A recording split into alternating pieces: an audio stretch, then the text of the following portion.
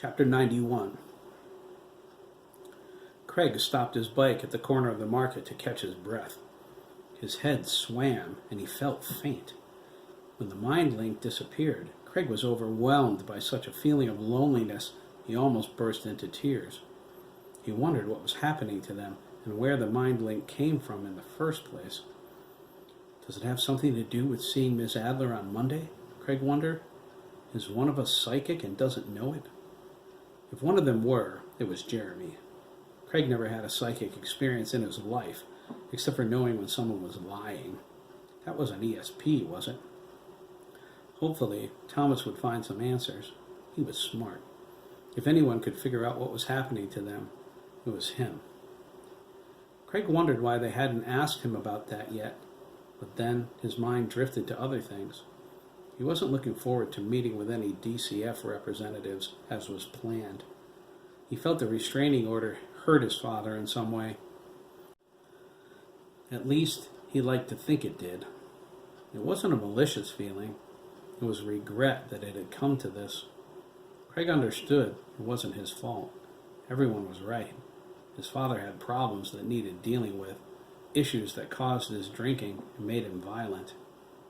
If he doesn't get help, one day he'll beat me to death. That was the fear Jeremy found in his thoughts, the one Craig barely knew was there. Craig pushed his bike around the corner. His eyes opened wide when he saw a tractor-trailer parked in the dock already. He was afraid he had his shift time wrong, but no, that wasn't it. Uncle Mike said the delivery wouldn't be here until later, he thought. He locked up his bike, turned around, and headed toward the stairs to the back door. He glanced at the cab. It was an immaculately clean gray cab over Mac with a sleeper. There was a mean-looking old man with white hair and a beard in the driver's seat glaring at him.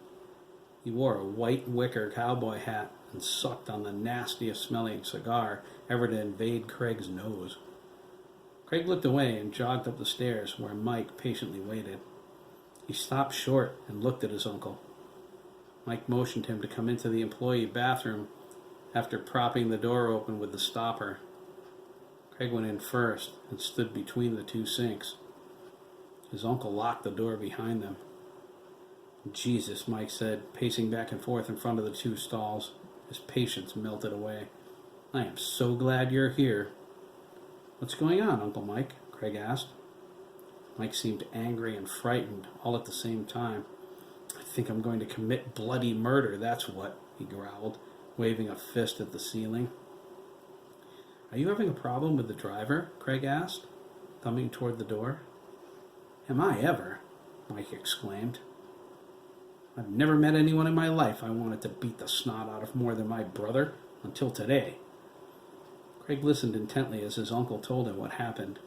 He smiled when Mike paused to catch his breath. What time was that? He asked, amused at his uncle's imitation of a southern accent. 8:15, Mike said. I was going to call you, but the guy made me mad. I decided he could wait until hell froze over, maybe longer. I can see why. That wasn't the only thing, Mike sighed, placing a hand on his nephew's shoulder. There's more bad news. The phone was ringing when I got here, too. Oh, Craig asked. Who was it? Did someone call out sick? Nope, Mike replied, squatting down. It was your father. Craig's heart leaped into his throat. Mike said Jack demanded Craig come straight home after work or there would be hell to pay. He reminded Jack about the restraining order, but Jack said he didn't care about any piece of paper. Craig better not make him come and get him. Mike said he would call the police if he even tried. Jack told him to go right ahead. Craig burst into tears. It was easy to be brave when his father was locked up, with no way he could hurt him, but now? He never felt so close to death before. Somewhere inside, a voice said, if your father gets a hold of you, you're going to die. Mike held his nephew. He said there was no way he would allow him to be hurt again. Promise? Craig sniffled, wiping his eyes. I swear to God, Craig, Mike whispered, if he comes anywhere near you, he's mine. I hate him, Uncle Mike, Craig blubbered. I hate him. I know, kiddo, Mike replied. I hate him too.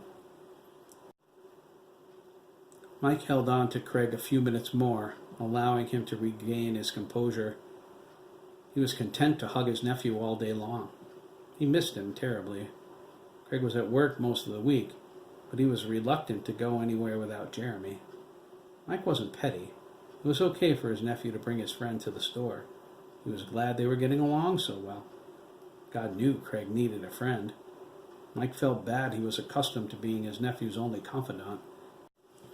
"What's going on?" Merle yelled, pounding on the bathroom door. "In 2 minutes I'm gonna drop this box, bobtail back home, and y'all can kiss my rebel ass." Mike clenched his fist and moved toward the door. Craig stopped him, wiping his eyes. "It's not worth it, Uncle Mike." Mike smiled as Craig unlocked the door. He walked past the truck driver and onto the loading dock. "Bring them into the walk-in refrigerator, Craig," Mike called, glaring at Merle.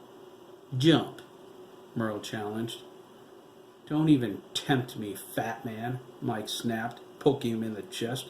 "You're tap dancing on my last nerve."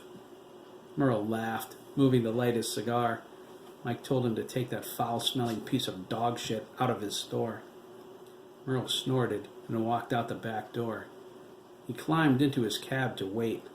He wasn't sure how much more he could take, but it wouldn't be a lot. Merle hated Connecticut. The state was full of New York clones, of freaking liberals. He wanted to be on his way back to good old Georgia. Another minute of delay, and he would blow a gasket. "We would not want that to happen," Miss Adler said, appearing in Merle's passenger seat. Merle jumped, crushing the top of his cowboy hat against the roof of the cab.